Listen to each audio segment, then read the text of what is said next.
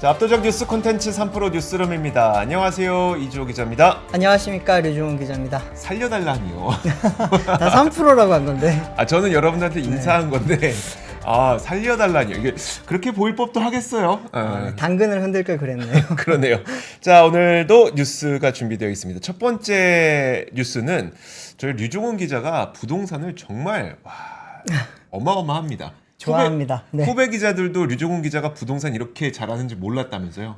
그러게요. 저한테 차를 물어보던 친구들이 선배 집 사야 돼요, 말아야 돼요, 뭐 이런 걸 물어보는데 제가 뭐 완전 전문가는 아니니까 네. 저는 뭐 운이 좋았었죠. 네, 그랬습니다. 자, 오늘 첫 번째 뉴스가 그래서 부동산이 준비가 되어 있습니다. 네, 오늘 부동산 시장에서 되게 기다렸던 날입니다. 오늘이. 네. 오늘이 사실 6.25잖아요. 네. 6.25가 예전에는 뭐 가슴 아픈 일이었지만 이제 오늘 이제 부동산 재건축 쪽 시장에서 이게 또 가슴 아픈 일이 될지 아니면 축포의 첫날이 될지에 대해서 지금 관심이 되게 많았는데 무슨 이야기냐면 바로 이제 1기 신도시 선도지구에 대한 각 지자체별 이제 공모가 오늘부터 시작이 됐습니다. 네. 오늘 공고문이 이제 각각 올라왔거든요. 중동 신도시, 분당 신도시, 평촌 신도시, 삼본 신도시, 그리고 이제 일산 신도시 이렇게 각각 5개 지역에 대해서 오늘 이제 신도시에 대한 선도지구를 선정하겠다. 빨리 신청하세요. 하는 그런 이제 오늘 공고문이 올라왔습니다.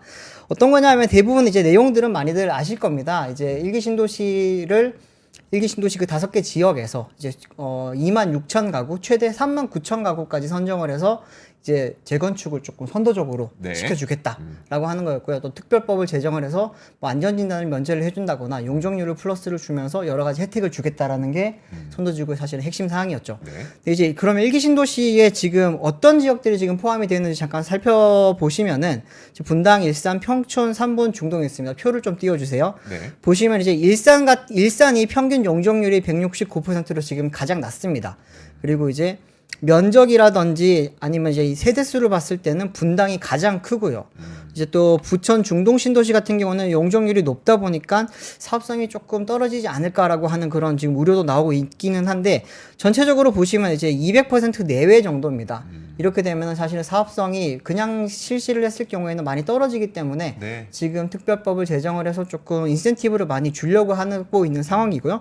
그러면서 이제 어떤 식으로 지금 절차가 진행이 되는지를 보면은 얼마 전에 5월 달에 발표가 났었죠. 그리고 이제 오늘 이제 지자체별 공모가 시작이 됐고 오늘 이렇게 공모를 받고 나면은 이제 9월 달부터 본격적으로 이제 진행이 될 예정이라고 보시면 됩니다. 그러면은 오늘 이제 공모가 나면서 이제 각각 분당 신도시, 일산 신도시 뭐 여러 지역에서 지금 되게 난리가 났습니다.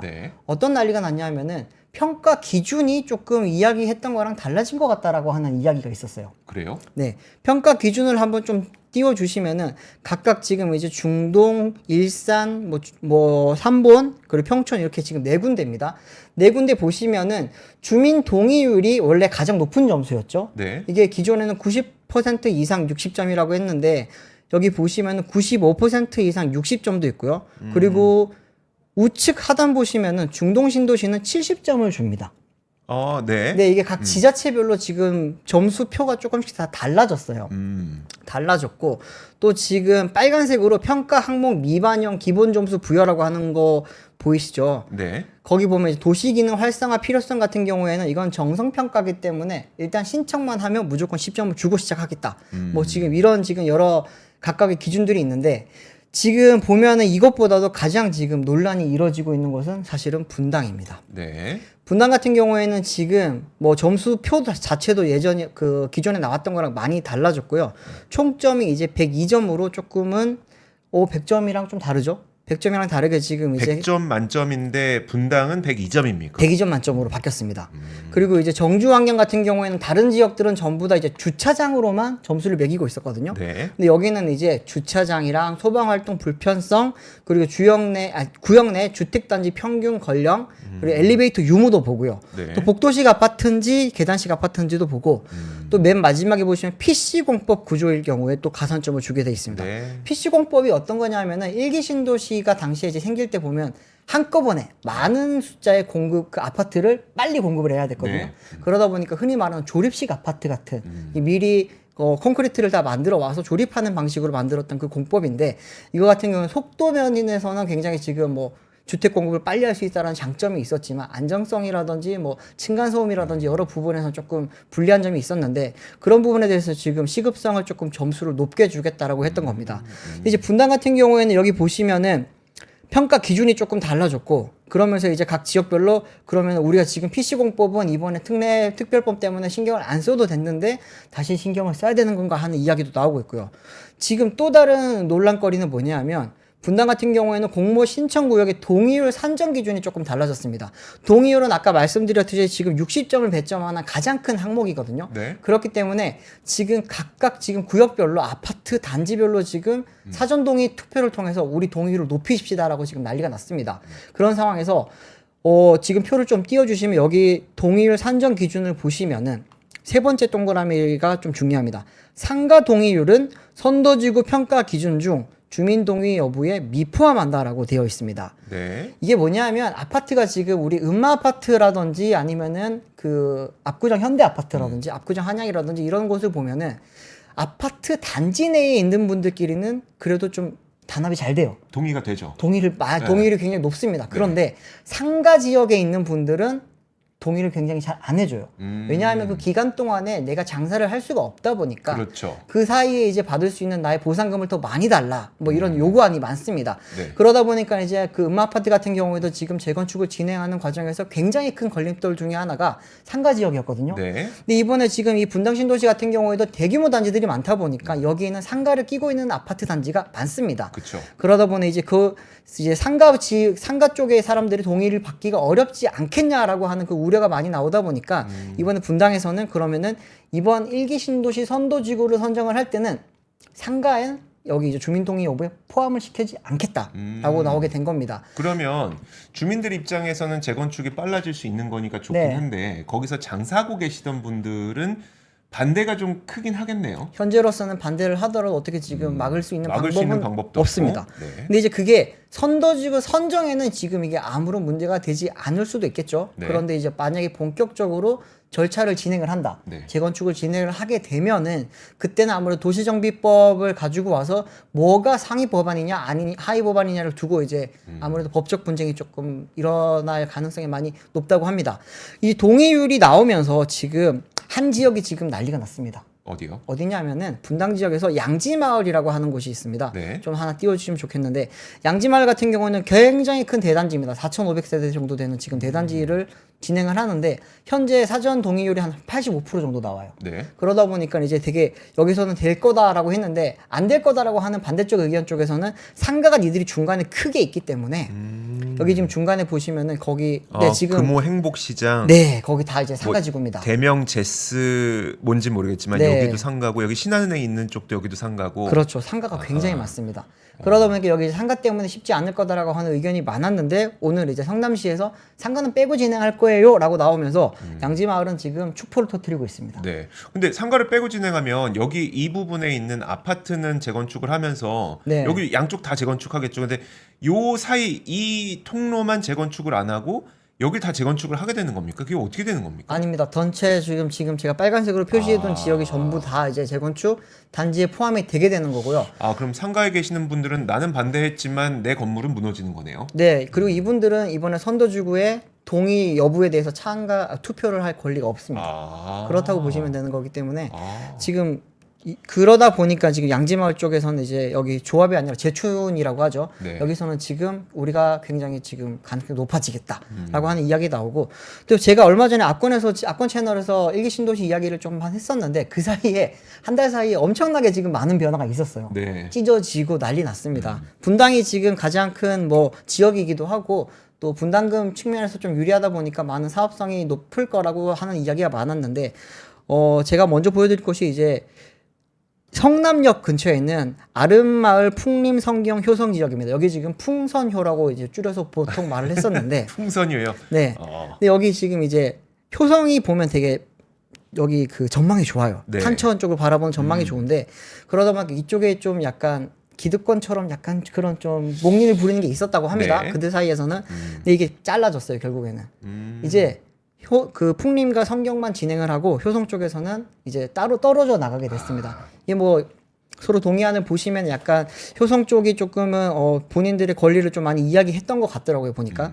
그리고 또 하나는 그 최대 이번에 그 규모라고 일단 7,700세대 정도 됐던 이제 시범마을이 있습니다. 네. 시범단지 같은 경우에도 지금 삼성, 한신, 시범한영, 시범우성, 시범현대 이렇게 4개의 지금 지역이 같이 진행을 하다가 2개로 떨어졌습니다.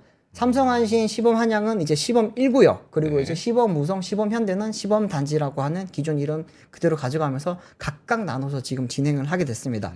근데 뭐 여튼 이번에 이 1기 신도시 선도지구 같은 경우에는 이제부터 정말 지금부터 경쟁이 시작될 것 같고요. 네. 지금 뭐 여러 가지 이야기들 중에 나오는 것 중에 하나가 성남시 같은 경우에는 신탁사를 통해서 좀 빠르게 진행을 하고 싶어하는 그런 지자체 차원에서 움직임을 보여주고 있다고 합니다. 네. 가산점에서 보면은 이제 신탁사랑 같이 진행할 경우에는 가산점을 좀 더 주겠다라고 하는 이야기가 나오다 보니까 지금 시범 1구역이라든지 뭐 여러 구역에서 지금 신탁사랑 접촉을 하고 있는데 신탁사랑 진행을 해서 재건축이 된 수도권 지역이 있을까요, 없을까요?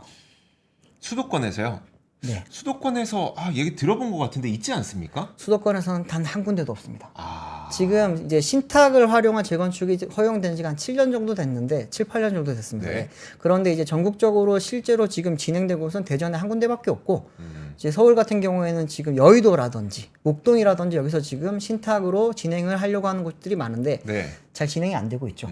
그러다 보니까 지금 신탁이랑 진행을 하면 좋은 점은 어쨌든 자금 융통이 조금 수월하고 네. 좀 이제 이자적인 측면에서도 조금 신탁사의 신용을 활용을 하기 때문에 유리한 면이 있고 또 이제 건설사와 붙을 때 이제 어떻게 보면은 신탁 같은 경우는 전문적인 그런 집단이잖아요. 네. 그렇기 때문에 이제 뭐 건설사에 대항할 때 조금은 조직의 힘을 발휘할 수 있다라는 장점을 많이 이야기를 합니다. 그런데 단점은 조합이 없죠. 조합이 없이 이제 신탁사에 모든 게 끌려다닐 수가 있게 되고 네. 공사비 측면에서도 오히려 이제 시공사 쪽에 오히려 이야기를 더 많이 들어주는 경우가 많다고 합니다. 또 이제 법적 그 절차 같은 경우에서도 조금 행정 절차 같은 경우에도 좀 잘 진행이 되지 않아서 여러 문제를 일으키고 있는데 여의도 같은 경우에도 한양 아파트가 지금 네. 그런 문제를 조금 겪고 있죠. 뭐 그런 여러 가지 일이 있다 보니까 분당 지역 내에서도 지금 신탁사랑 진행을 하는 게 맞냐 아니냐라고 지금 이야기도 많이 나오고 아까 또 처음에 말씀드렸던 이제 그 동의율 투표 관련해서도 네. 지금 나중에 어떤 법적 분쟁이 일어날 수도 있지 않겠냐라고 하는 이야기가 나오면서 뭐 여러 지금 문제가 있습니다. 이거 외에도 사실은 더 큰 문제는 진행되고 나면 이제 공사비죠. 아, 그렇죠. 공사비 같은 경우에는 지금 한 2, 3년 전에 대비해서 한 2배 이상 올랐거든요. 그렇죠. 그리고 지금 조합일 때는 사실 조합과 네. 그다음에 시공사죠. 네. 시공사 간의 그 사실 계약 관계이기 때문에 그렇죠. 결국 뭐 계약을 계속 유지하면서 뭐 좀 그 공사비를 조금 더 낼 거냐 말 거냐 이거 협상의 과정인데 그렇죠. 신탁사로 가게 되면은 그냥 신탁사가 결정해 버리는 게 되겠네요. 맞습니다. 신탁사 쪽에서는 우리가 싸게 잘 데리고 올 수 있다라고 하는 게 지금 이야기를 많이 하거든요. 그런데 그게 생각보다 잘 안 된다고 합니다. 사실은 그게 뭐 시공사에서 아니라고 하면은 그때부터는 이제 좀 받아들일 수밖에 없는 상황이기도 하고 신탁사는 이제 조합이 시공사와 이야기를 할 때는 이제 그 계약을 체결하기 전까지는 갑이었다가 네. 체결하는 순간 을이 되기 때문에 그 부분에서 우리가 힘이 되어 주겠다라고 이야기를 하는데 과연 그게 잘 진행됐다면 수도권에서 그렇게 많은 재건축이 이루어지면서 신탁사랑 같이 했던 게 있었겠죠. 있었겠죠. 네, 잘 없다고 합니다. 또 하나는 지금 이제 오늘 용적률 관련해서도 이제 조금 이야기가 슬슬 나오는데 네. 용적률 이제 인센티브를 많이 주겠다라고 했는데 많이 주는 대신 우리가 또 많이 가져갈게. 기부채납. 기부채납 많이 하라는 뜻입니다. 그러다 보니까 지금 이제 높이 짓고 이렇게 해서 기부채납을 우리가 많이 할 거면 네. 안 하는 게 낫지 않냐. 기부채납하다 보니까 용적률 떨어지는 거 아닙니까? 사업성 많이 떨어지게 되죠. 그렇게 되면. 그런 부분이 지금 이야기가 나오기 때문에 아무래도 이제부터 일기 신도시 선도지구는 이제 재밌는 일들이 많이 벌어질 것 같다고 보입니다. 참 장기적으로 우리가 접근해야 될 이 재개발 재건축 문제 아니겠습니까? 그렇습니다. 자, 한번 앞으로 계속 좀 보도록 할 거고요. 그 우리 류종훈 기자가 워낙 이 분야에 대해서는 빠삭하게 알고 있기 때문에 이게 보니까 취재 차원이 아니라 본인이 어떻게 하면 뭘 해볼까 하는 네. 생각도 있는 것 같고 사심이 있지만 자, 돈이 없습니다. 반 농담입니다. 자, 그 다음 뉴스 한번 보도록 하겠습니다. 자, 이번에는 그 폴더블 폰 이야기를 좀 해볼 거예요. 올해 이제 폴더블 폰, 특히 이제 삼성전자 폴더블 폰이 원래는 가을쯤에 공개가 되거든요. 근데 올해는 한 달 정도 더 빨리 출시를 계획을 하고 있습니다. 그 연휴에 어떤 내용들이 있는지 한번 보도록 하죠. 일단 오늘 나온 뉴스는 뭐였었냐면 중국 화웨이가 올 여름에 젊은 층을 겨냥한 저가형 플립형 모델을 출시할 것이다 라고 하면서 중국 폴더블 폰 시장에 출사표를 던질 것이다 라는 소식이 나왔습니다. 중국 언론이 화웨이 내부 관계자 등을 인용해서 화웨이가 올해 8월 초 첫 노바 시리즈 플립형 폴더블 스마트폰을 발표할 것이라고 보도했습니다. 사실 화웨이는 이제 폴더블 폰이 있긴 한데 플립형, 우리가 폴더형하고 플립형이 있잖아요. 이제 플립형은 또 우리 삼성 플립, G 플립, 네. G 플립이 정말 많은 인기를 끌지 않았습니까? 그렇죠. 근데 그 시장에 이제 뛰어든다는 소식인 거고요. 근데 노바 시리즈는 완전 동일한 시장은 아닐 것으로 보입니다. 왜냐하면 화웨이의 저가형 브랜드가 노바 브랜드이기 때문에 이번에 노바 브랜드로 플립형 그 이제 스마트폰이 출시가 된다면 가격대는 40에서 60만 원대 혹은 울트라형 모델일 경우에는 거의 한 80만 원대다 보니까 G 플립하고는 가격의 차이가 굉장히 크게 나죠. 그렇네요. 거의 그러니까 2배 이상 납니다. 네. 자, 그런데 이게 제가 무슨 말씀을 드리고 싶은 거냐면 일단 화웨이의 폴더블 폰이 글로벌 폴더블 폰 시장에서 삼성을 꺾고 역전을 했습니다. 지난 1분기에 화면 한 개 보여주죠. 자, 화면 중에서 보이시는 이 파란색 그래프 선이 삼성전자의 글로벌 폴더블 스마트폰 시장 점유율입니다. 이게 지난 1분기에 23%로 떨어졌고요. 네. 반면에 이 빨간색 선이 화웨이 폴더블 폰인데요. 화웨이 폴더블 폰의 시장 점유율이 이게 중국이 아니고요. 글로벌입니다. 글로벌 시장 점유율 35%를 차지했습니다. 물론 중국이 인구적으로 차지하는 비율이 높다 보니까 글로벌 시장 점유율이 이렇게 높게 책정되는 것도 있고, 첫 번째가 그거고요. 그리고 두 번째가 삼성전자는 원래 폴더블 폰을 3분기에 내놓기 때문에 3분기 신작이 나오기 직전에 1, 2분기에는 출하량이 줄어드는 것은 너무나도 당연한 현상이긴 합니다만, 그럼에도 불구하고 이 화웨이 폴더블 폰은 사실 중국 내에서는 애국 소비 열풍으로 많은 인기를 끌고 있잖아요. 네. 그런데 중국 내뿐만 아니라 이제 중국 외에서는 비중국 시장에서는 중국의 아너폰이라든지 아니면 모토로라 폴더블 폰 있잖아요. 이런 것들이 사실 삼성의 폴더블 폰을 사실상 좀 위협을 하고 있습니다. 네. 그러다 보니까 삼성전자의 폴더블 폰이 1분기에 그동안 1등을 빼앗긴 적이 없었는데 거의 23%로 크게 떨어진 것을 이제 삼성전자 측에서도 상당히 위협감 있게 바라보고 있고요. 네. 이런 가운데 트렌드포스에서는 올해는 삼성전자의 폴더블 폰이 역성장할 수도 있겠구나라는 전망을 또 내놓고 있기도 합니다.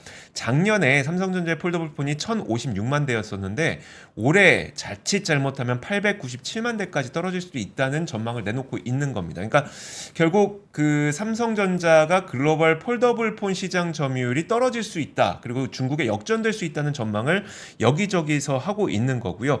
그러다 보니까 이제 삼성전자는 원래는 3분기 출시를 그러니까 보통 3분기에 출시를 하곤 하는데 올해는 이제 아무래도 여름 파리 올림픽이 있지 않습니까? 네. 그럼 파리 올림픽 이전에 그쵸. 파리 올림픽 이전에 폴더블 폰 출시하고 그러면 올림픽 때 마케팅 세게 하고 그렇게 해서 한번 반전의 기회를 노려보는 전략을 좀 세우고 있거든요. 네. 근데 삼성전자가 이렇게 출시 일정을 한 달이나 앞당겨서 한다는 것 자체부터가 삼성전자 입장에서도 상당히 폴더블 폰 시장에서 약간은 좀 위기감을 느끼고 있다고 좀 볼 수 있을 것 같습니다.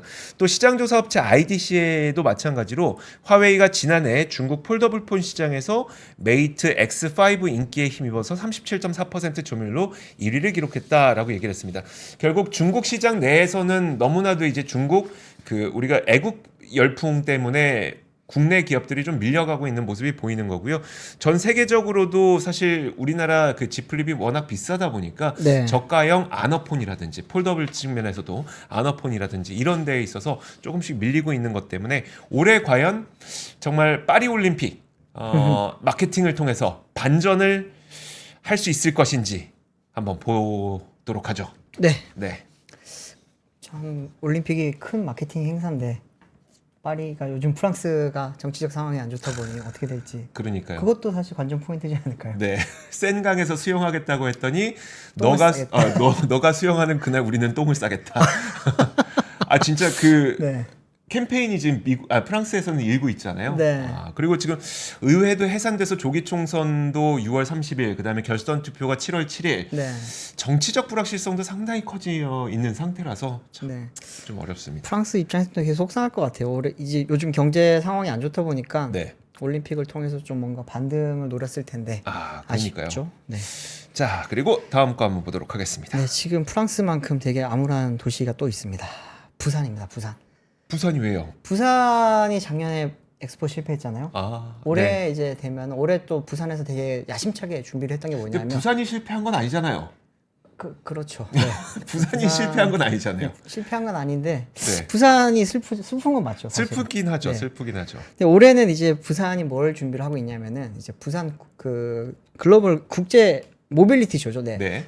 원래는 기존에 이제 국제 모터쇼라고 하는 이름으로 이제 매년 짝수년에 개최하고 있던 모터쇼가 올해부터는 이제 부산 모빌리티 쇼라는 이름으로 명칭을 바꿔서 처음 열리게 됩니다. 오늘 28일부터 이제 열리게 되는 부산 모빌리티 쇼에는 이제 국내외 7개 완성차 브랜드와 총 59대의 차량이 출품된다라고 이야기가 나왔습니다. 네. 이번 주제 같은 경우에는 넥스트 모빌리티 세상의 중심이 되다 이런 이야기를 하면서 공통된 키워드로는 친환경 이야기를 조금 많이 할 계획이라고 합니다. 그런데 제가 조금 살펴보니까 실질적으로는 완성차 그룹은 3개밖에 안 나옵니다. 그래요? 어떻게 되냐면 하나 좀 띄워주십시오. 네. 익시비션 홀 레이아웃이라고 지금 전시장 배치도를 보시면 양쪽 끝에 현대의 기아가 있고 중앙에 제네시스가 있습니다. 네. 3개 브랜드지만 하나의 회사죠. 하나 회사죠. 네. 그리고 BMW 미니 2개 브랜드지만 하나의 BMW 그룹입니다. 그렇죠. 또 하나는 이제 르노 코리아라고 지금 기아 앞에 또 있습니다. 여기 이렇게 지금 3개 완성차 그룹에서 나오는 상황입니다. 네. 예전 같은 경우에는 이제 뭐 지금은 KG로 이름을 바꾼 쌍용이라든지 그리고 이제 한국 GM 같은 경우에도 GM과 캐딜락 브랜드가 다 나왔었고 네. 뭐 벤츠라든지 아우디 이런 다양한 또 수입차 업체들이 다들 많이 나왔던 그런 정말 말 그대로 국제 글로벌 모터쇼였습니다. 그런데 이제 어느 순간부터는 그런 이제 참가 업체들이 점점 줄었고 올해 같은 경우에는 역대 지금 거의 최고로 작은 규모로 진행이 될 예정이라고 합니다. 그러다 보니까 이제 부산시에서는 흥행에 대한 우려 그리고 이제 참가 그 그룹 기업들에 대한 이제 그 어떻게 보면은 그 뭐라 그럴까요? 참가에 대한 효과, 네. 비즈니스적인 효과도 크지 않을 것을 되게 우려를 하고 있고요. 또 하나는 이제 이런 이야기가 많이 나오다 보니까 전 세계별로 각 대륙별로 혹은 이제 나라별로 모터쇼를 하나만 개최하는 게 대부분인데 네. 이 작은 나라에서 서울, 부산 나눠서 하는 게 지금 맞느냐라고 하는 그런 지적까지 많이 나오고 있습니다. 네. 사실 지금 보시면 짝수년, 홀수년 이렇게 나눠서 도시가 이렇게 왔다 갔다 하면서 모터쇼를 개최하는 것은 우리나라랑 중국 정도밖에 없습니다. 중국 같은 경우에는 이제 짝수년에 북경에서, 홀수년에 이제 상하이에서 진행을 하고요. 네. 우리는 홀수해 때는 이제 서울에서, 짝수해 때는 부산에서 이렇게 진행을 하고 있습니다. 근데 처음에 시작할 때야 뭐 당연히 뭐 잘 됐죠. 네. 그랬는데 지금 조금 많이 위축이 되고 있다. 위상이 좀 많이 줄어들고 규모 자체도 위축되고 있다 보니까 좀 많이 걱정을 많이 하는데 그래도 볼 건 있을 거예요. 왜냐하면 이제 글로벌 이제 월드 프리미어라고 하는 네. 세계 최초 공개 차량들이 있는데 그 리스트를 조금 제가 모아봤습니다. 보시면은 제일 위쪽에 이제 기아부터 한번 보실게요. 기아 왼쪽 상단 보시면 기아 타스만이라고 하는 네. 그 이제 픽업 트럭이에요. 네. 픽업 트럭이 이번에 최초로 좀 선보일 예정이고 그리고 이제 밑에 보시면 제네시스 있습니다. 제네시스는 이번에 네오룬 컨셉트라고 하는 거죠. 이게 뭐냐면 앞으로 나올 GV90 전기차에 대한 컨셉트카입니다. 네. 그 차가 이번에 이제 공개가 될 예정이고 그 옆에 제네시스 X 그란 레이스 컨셉트라고 하는 차가 있는데 이게 그 제네시스가 지금까지 많이 선보여줬던 컨셉트카 중에서 되게 정말 미래지향적인 네. 게임에서 볼 것 같은 그런 레이스카가 있습니다. 그 레이스카에 대한 컨셉카가 이번에 보여줄 예정이고요. 현대 같은 경우에는 캐스퍼 일렉트릭 지금 이제 경영 전기차가 최초로 공개될 예정이고 이번에 르노가 조금 힘을 줍니다. 네. 르노 같은 경우에는 요즘 이제 많이 힘든 기업 중에 하나인데 르노 코리아 공장이 부산에 있어요. 네. 그러다 보니까 부산 지역 기업이고 이번에는 이제 르노의 리브랜딩 전략의 가장 중요한 차량이라고 할 수 있는 오로라 원의 컨셉카를 지금 보여줄 예정이라고 합니다. 이게 지금 제일 위에 뭐 르노 오로라 프로젝트 D SUV라고 되어 있는데 어떤 차냐 하면은 이제 산타페라든지 소렌토랑 비슷한 크기의 그런 이제 D 세그먼트 중형 SUV입니다. 그 중형 SUV가 없었죠. 지금은 QM6가 조금 작죠. QM6, 네, 6 있었는데 좀 작았죠. 네, 그러다 보니까 이 차량이 나오는데 이게 하이브리드로 나올 거예요. 아. 그러다 보니까 좀 기재를 이번에 많이 하고 있습니다. 뭐 BMW 같은 경우에도 노이어 클라스라든지 여러 차량을 보여줄 예정인데 차는 봐야 제맛이잖아요. 그렇죠. 사진 한번 좀 보시면은 네. 이제 제일 위쪽에 있는 게 뭐 그 네오룬이라고 하는 그 차량입니다. 이거 진짜 이렇게 나옵니까?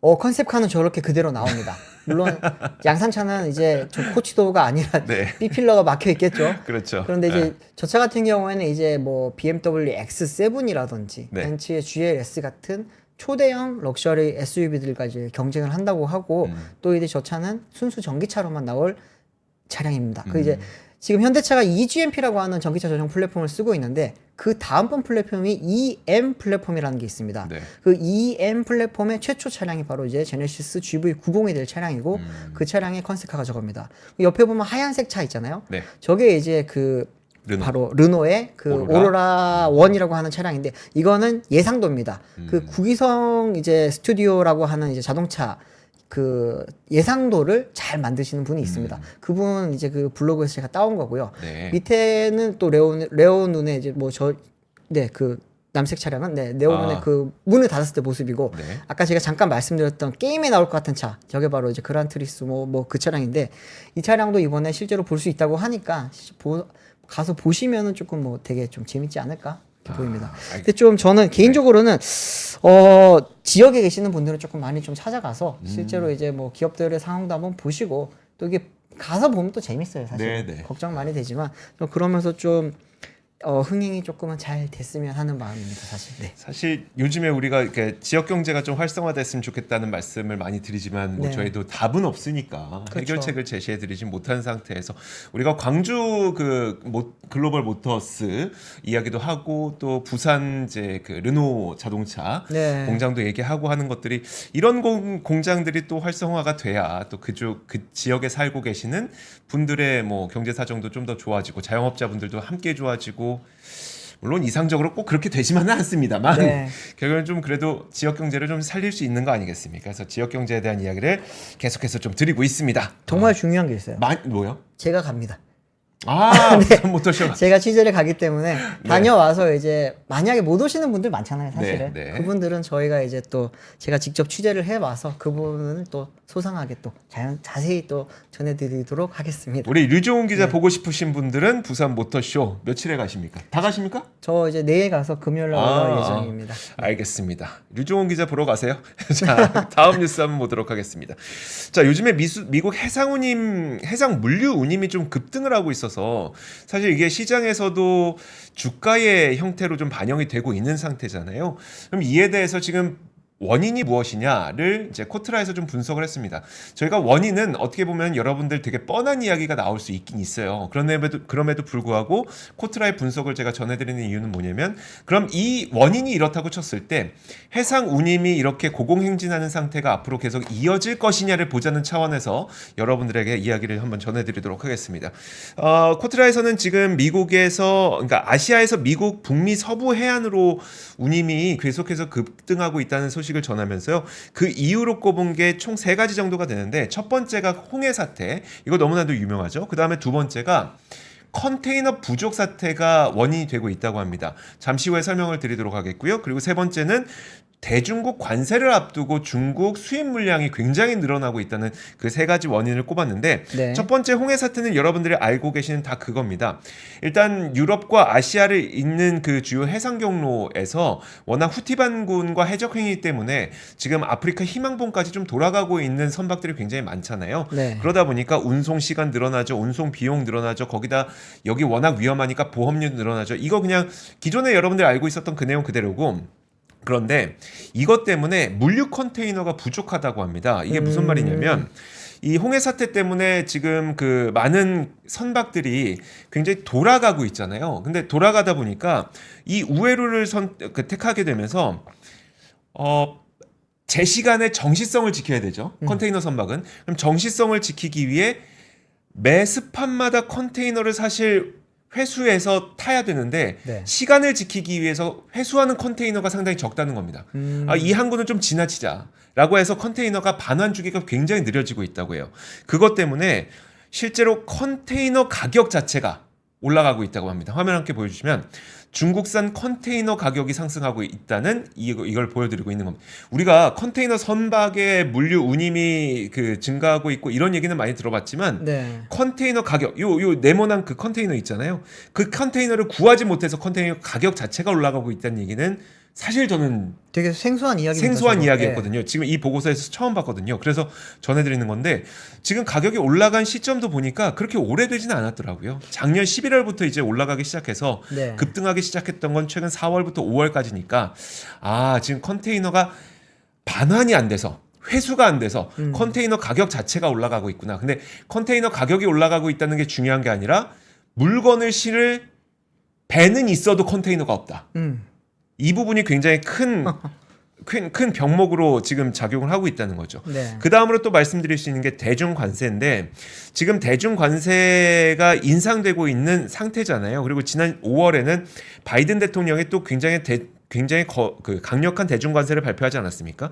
중국산 전기차, 배터리, 반도체 이런 곳에 대해서 관세 인상을 발표를 하고 배터리 부품에 대해서는 25%, 전기차에 대해서 100%, 반도체에 대해서 50% 이렇게 대중관세가 붙다 보니까 실제 이게 발효되는 8월 이전에 그럼 중국산 제품을 빨리 수입해야 되겠다라는 수요가 굉장히 급격하게 높아지고 있다는 거죠. 그러다 보니까 지금 이런 물류 가격이 급격하게 올라가고 있다는 겁니다.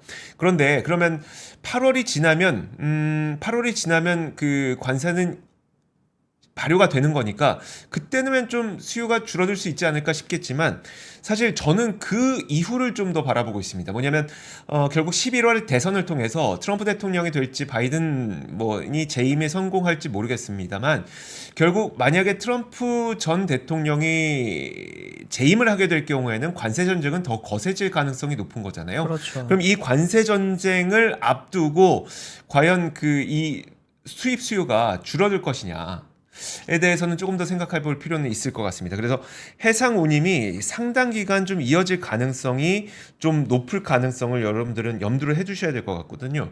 왜냐하면 또 컨테이너 부족은 아직 해결될 수 있는 상태는 아니니까요. 네. 그래서 해상 운임은 좀 상당 기간 갈 수 있겠다라는 이야기를 드립니다. 제노님께서 운임 오르면 미국 물가 또 오르는데 금리는 악재네라고 말씀하셨는데 그래서 자꾸 그 뭐죠?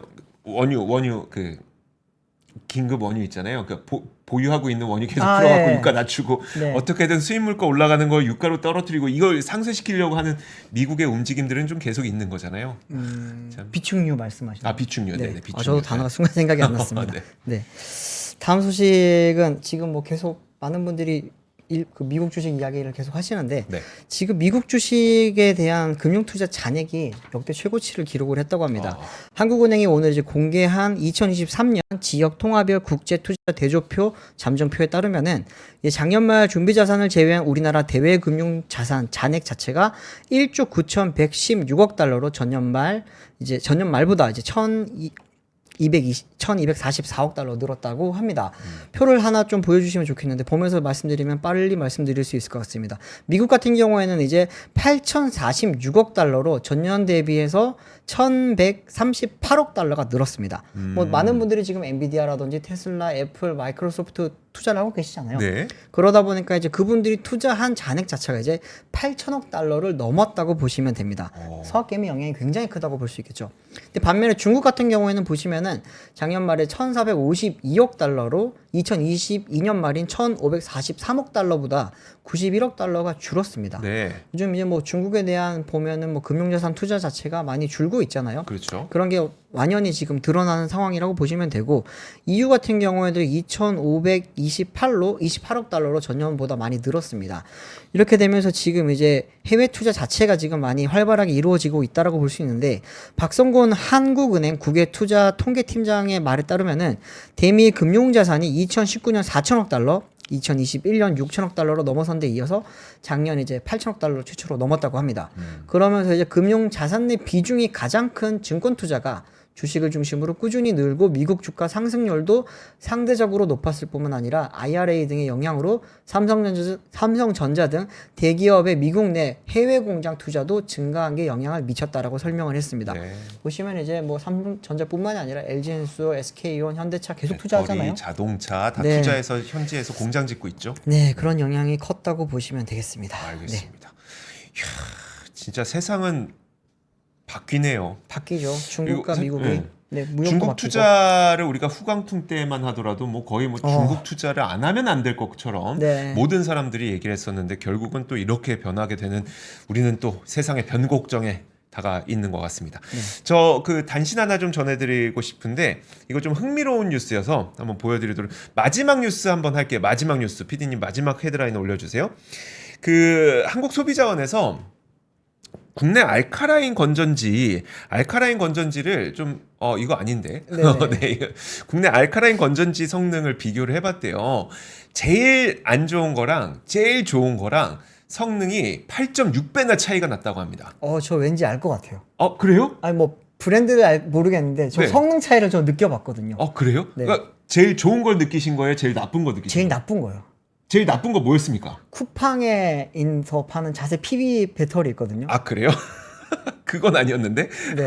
자, 한번 보도록 하겠습니다.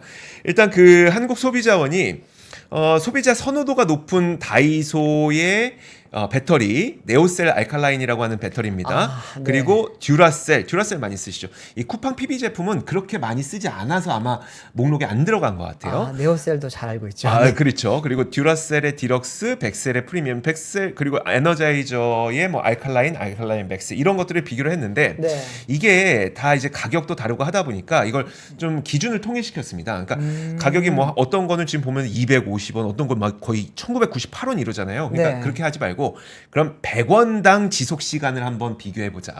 그래서 네. 100원당 지속 시간이 가장 짧았던 모델이 뭐였었냐면 듀라셀의 울트라였습니다. 듀라셀의 울트라가 가장 짧았는데 네. 이게 그러면 가장 좋았던 건전지가 듀라셀 울트라에 비해서 거의 8.6배나 좋았다는 겁니다. 듀라셀은 비싼 건전지가 그렇죠. 듀라셀 아닌가요? 되게 비싼 건전지잖아요. 저는 네. 그냥 비싸니까 좋으리라 생각하고 저는 비싼 돈을 주고 샀었거든요. 저도요. 배신감을 느끼는 네. 뉴스를 오늘 처음 듣게 되는데 그러면 듀라셀이 가장 안 좋았고 뭐야? 그것보다 8.6배 좋은 그 모델이 뭐냐? 네. 그게 바로 보여주시죠. 화면 보여주시죠. 바로 그 다이소의 네오셀 저거 제일 싼 건데. 이거였다고 합니다. 이게 제일 성능이 좋다는 거예요? 100원에 우리가 기준점을 맞췄을 때 네. 성능이 가장 좋았던 게 네오셀이었다는 거죠. 그래서 이걸 가격을 보면 지금 한 개당 250원. 네. 이게 4개입일 경우에는 1,000원이니까 250원이고 뭐 10개 정도 되면은 이게 200원까지 떨어지는 거고 울트라 그 듀라셀 울트라의 경우에는 한 개당 2,275원에서 네. 좀 여러 개 단체로 샀을 때는 뭐 여러 개 입으로 샀을 때는 1,300원까지 떨어지긴 하는데 그래도 비싸죠. 그래도 비싸죠. 근데 비싼 것에 비해서 성능은 최악이다. 이게 보니까 한 개당 지금 성능에 대한 이야기가 아니라 가격 대비 성능에 그렇죠. 대한 가격 이야기네요. 대비 성능이죠. 가격 대비 성능. 자, 자, 근데 그러면 사실 다이소가 배터리를 만들진 않잖아요. 그렇겠죠. 그러니까 어디 거냐? 네. 중국 겁니다. 중국의 닝보 배터리 앤드 일렉트로니컬 어플라이언스라고 하는 회사에서 만드는 배터리를 네. 수입해다가 이제 다이소가 파는 건데 물론 KC 인증을 받은 제품이기 때문에 안전성에 문제는 없습니다만 네. 결국은 다이소에서 가격 대비 성능이 가장 좋다고 했던 것이 알고 보니 중국 배터리였다. 네. 제 아까 쿠팡 얘기 왜 했냐면 네. 마우스에 제가 쿠팡에서 나오는 그 PB 건전지를 넣거든요. 네. 한 달을 못 가요. 제가 계속 갈고 있거든요. 네. 그래서 말씀을 드렸습니다. 알겠습니다. 자, 그러면 오늘 3프로 뉴스룸은 여기서 마무리 짓도록 하겠습니다. 저희는 내일 오겠습니다. 고맙습니다. 감사합니다. 박근영, 이선영, 사경인, 염승환 투자 마스터들의 세심한 케어로 건강한 투자 습관을 만드세요. 3프로 멤버십 3프로 앱에서 확인하세요.